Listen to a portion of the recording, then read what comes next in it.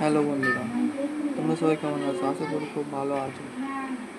ছাড়া পেয়ে কিন্তু শফিক পল্লীগ্রাম টিভি চ্যানেলের নতুন একটি ভিডিওতে কাজ করতেছে। পল্লীগ্রাম টিভি চ্যানেলের শফিকের ভিডিওটি কেমন হতে চলেছে বিস্তারিত জানাবো, এবং কি শফিক কি বলেছে, জেল থেকে বেরিয়ে এসে তার বিরুদ্ধে কে কে ষড়যন্ত্র করেছিল সবকিছুই জানতে পারবো তোমরা আজকের এই ভিডিওটিতে। তাই ভিডিওটিতে লাইক দিয়ে ভিডিওটি শেষ পর্যন্ত দেখতে থাকো। পল্লীগ্রাম টিভি চ্যানেলের সেরা একজন অভিনেতা হচ্ছে শফিক। বন্ধুরা, তোমরা কিন্তু জানোই যে শফিককে কিন্তু অ্যারেস্ট করা হয়েছিল।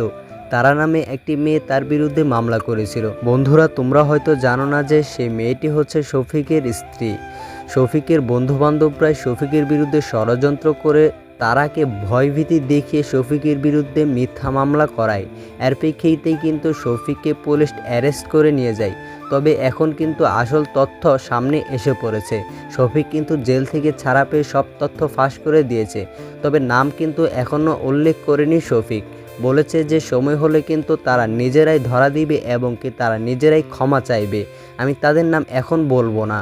বন্ধুরা, এখনও পর্যন্ত কিন্তু শফিক কারো নাম উল্লেখ করে নাই। তবে শফিক কিন্তু বলেছে এটা যে আমি খুব শীঘ্রই তাদের বিরুদ্ধে অ্যাকশন নেব। বন্ধুরা, জেল থেকে শফিক বেরিয়ে এসেই কিন্তু পল্লীগ্রাম টিভি চ্যানেলের নতুন একটি ভিডিওতে কাজ করতেছে।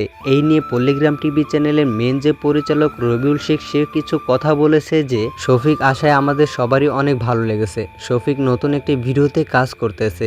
খুব শীঘ্রই পল্লীগ্রাম টিভি চ্যানেলে আপলোড করা হবে শফিকের নতুন ভিডিও। বন্ধুরা, তোমরা কে কে দেখতে চাও শফিকের নতুন ভিডিও তা কিন্তু অবশ্যই কমেন্ট করে জানাবা।